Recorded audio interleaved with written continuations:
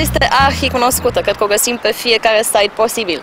La un moment dat, 5 studenți din 5 țări europene diferite s-au întâlnit într-un tren și s-au hotărât să facă această organizație. Și a continuat să se dezvolte în felul acesta, ajungând acum cea mai reprezentativă asociație a studenților în drept.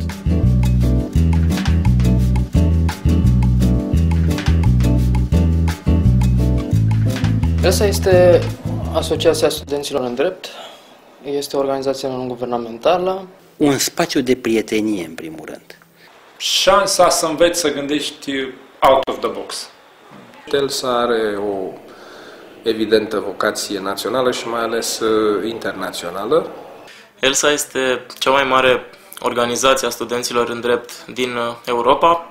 Reunește în medie peste 30.000 de membri din peste 200 de universități. Un exercițiu pentru viață. Îți oferă efectiv tot ce poate să-ți ofere viața, dar cu riscuri un pic mai mici. Experiența care mi-a îmbogățit studenția.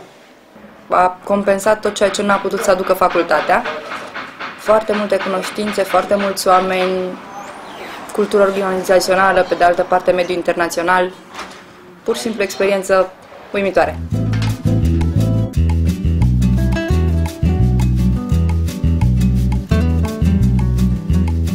Dacă faci ceva legat de ELSA, în primul rând poți să afli, să aprofundezi mai mult un domeniu și să știi eventual dacă îți place domeniul respectiv înainte să apuci să muncești. Și doi, dacă organizezi o chestie, știi mult mai bine cum să te miști într-un mediu care are nevoie de cultură organizațională. Te învață, în primul rând, să îți pese de ceilalți, apoi să te învață cum să înveți pe ceilalți, ceva nou. ELSA te învață să fii preocupat de ceea ce ar putea să intereseze pe alții. ELSA te pregătește pentru viața, într-un fel în care facultatea nu o poate face. Tinerii studenți la drept să devină mai performanți ca persoane individuale. Te formează și ca om, te formează și ca profesionist. Și cu cât sunt mai multe asemenea asociații, cu atât e mai bine pentru România.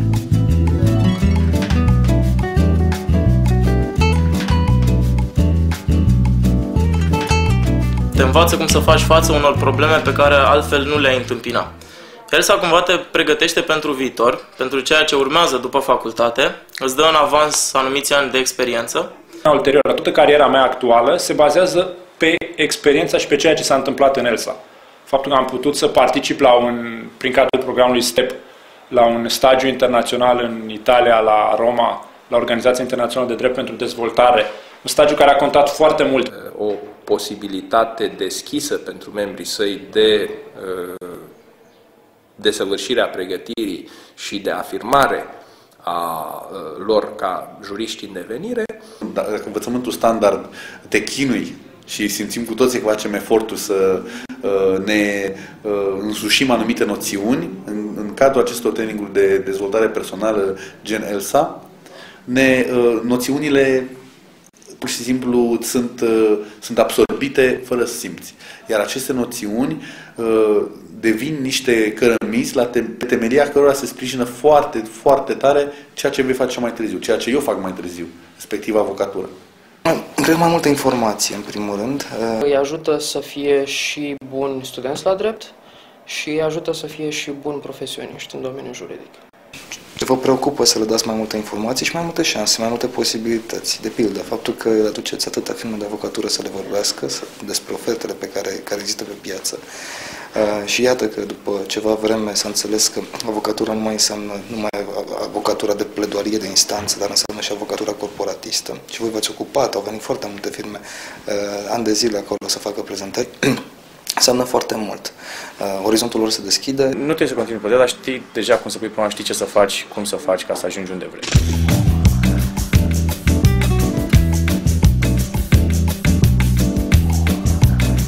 Constituția România s-a fondat conform actelor constitutive în 1991, după care asociația a existat un an sau doi, după care a fost o perioadă în care asociația a existat mai mult formal, iar în 1997 asociația a fost cumva revigorată și de atunci putem vorbi de dezvoltarea reală a ELSA în România.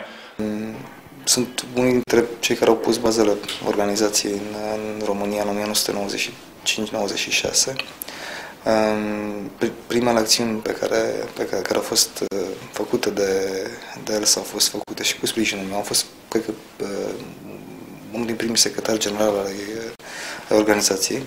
În 97, Ioana Derscanu era președintă Elsa București, care era același lucru cu Elsa România. Atunci s-a făcut prima adunare, primul Consiliu Național Elsa România, care a fost la 1 decembrie 1997. Am zis, hai să facem ceva care nu exista până atunci în țara asta. Ne-am găsit alți prieteni, alți colegi de generație sau de facultate care au împărtășit aceleași idei ca și noi. Ne-am strâns și am reușit să avem primele acțiuni, așa cum ți-am spus. Prima acțiune cred că a fost un schimb de studenți cu Facultatea de Drept din Universitatea din Oslo.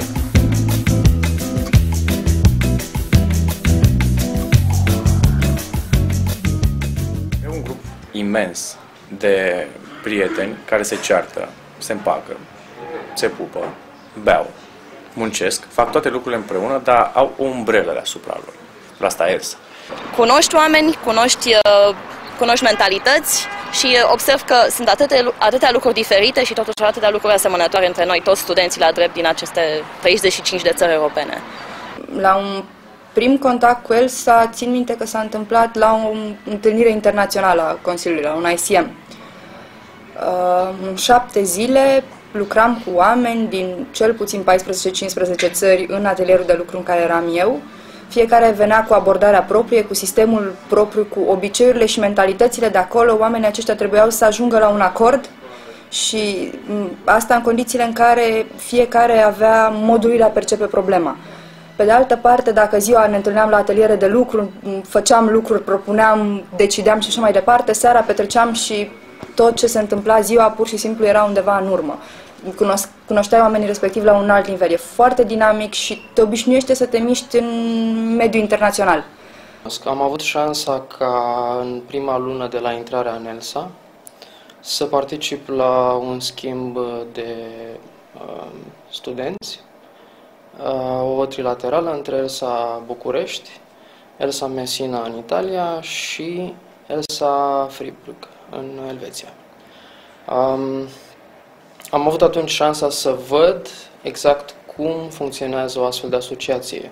Se întâmplă diferit în fiecare țară și ajungi să poți lucra cu fiecare din acești oameni. E o altfel de experiență. Spre deosebire de birou Vivianei, noi am fost 7 persoane din 7 țări diferite. Asta înseamnă toate colțurile Europei strânse într-o casă în care locuim, muncim, la parter mâncăm și în grădină ne distrăm și facem grătar. Asta înseamnă că poți să te faci înțeles de un tip din Olanda, o tipă din Norvegia și un slovac, o unguroaică.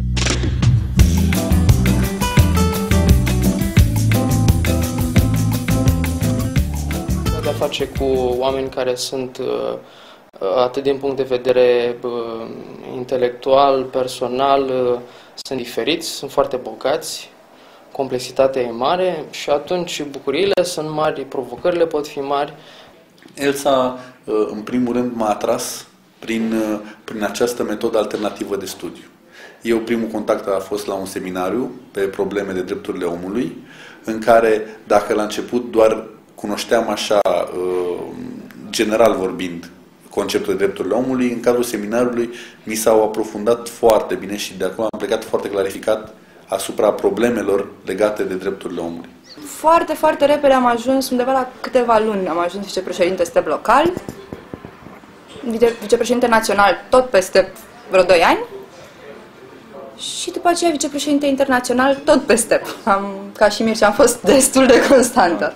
Lucrând în proiecte alături de oameni care îți devin prieteni, pentru că altfel nu poți să duci proiectul până la capăt, e un sentiment incredibil că apoi, după nopți și zile și săptămâni de eforturi și de chinuri și disperări, că vei găsi, nu vei găsi resurse financiare, tehnice, oameni, speaker, în momentul în care ajungi să faci evenimentul și evenimentul se întâmplă în cadrul facultății sau de la dorești să-l organizezi și studenții vin și profesorii participă și avocații sau reprezentanții mediului juridic te apreciază pentru munca ta, ai un sentiment de reușită personală care la nivel de student, când avem nevoie de, până la urmă, de elan pentru aripi, e un lucru foarte bun. Și ceea ce se întâmplă după eveniment, când poți să mergi la petrecerea aceea de după eveniment, în care toată frustrarea, toată oboseala dispare și te bucuri efectiv că, uite, am făcut ceva împreună, e un sentiment deosebit și care îți rămâne în minte mulți ani.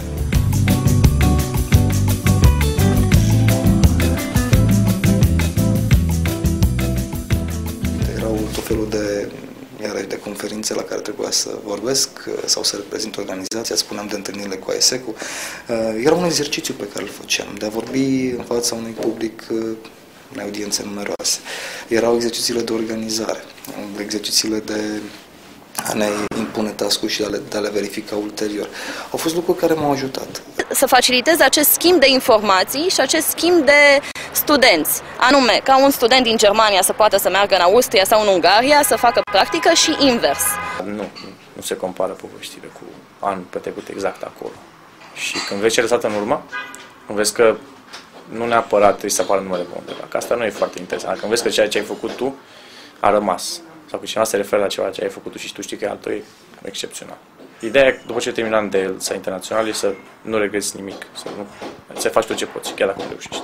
ELSA poate să obțină sponsorizări de la societățile de avocați, iar acestea pot să folosească toate conexiunile și toată influența pe care o are ELSA pentru a recruta viitori mari avocați.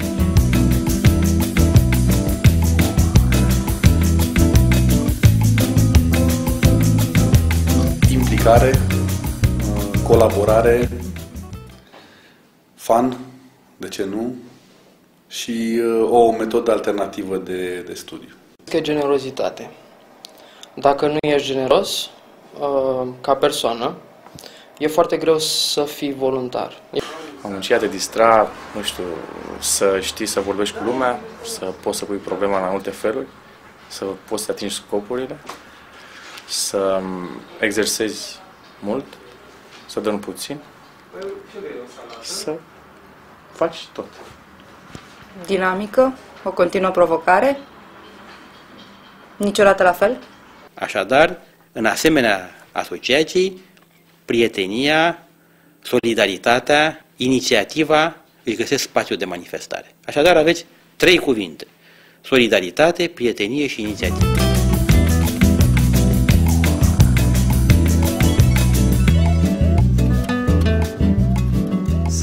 Să vină acolo, să bată la ușă, să întrebe ce înseamnă ELSA, să stea de vorbă cu membrii voștri, pentru că altfel nu știe ce pierde.